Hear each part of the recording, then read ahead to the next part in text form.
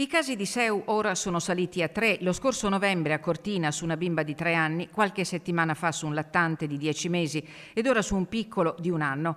La sindrome emolitica uremica, malattia tanto rara quanto insidiosa in età pediatrica, si sviluppa da infezioni intestinali di origine animale, spesso associata all'assunzione di latticini non pastorizzati.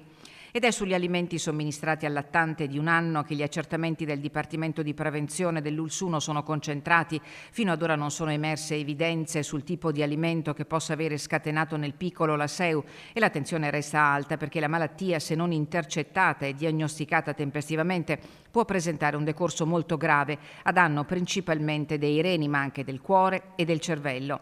L'alimentazione è la principale imputata. Per nessuna ragione i lattanti debbono essere somministrati alimenti crudi a partire dai latticini e derivati. Né alimenti crudi né alimenti non lavati.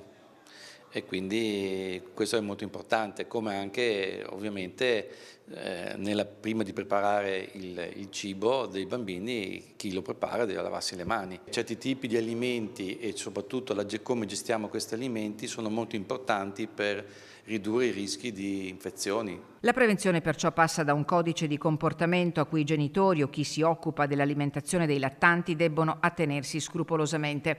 Ma la SEU può colpire anche i bambini più grandi e in Veneto in queste ultime settimane un caso di SEU è stato diagnosticato su un piccolo di 7 anni. Questa circostanza apre perciò una riflessione più ampia anche sull'alimentazione in età pediatrica e sulle abitudini alimentari e che potrebbe arrivare a interessare il ciclo di produzione e vendita dei prodotti lattiero-caseari, pensando a una pastorizzazione spinta per minimizzare i rischi per la salute.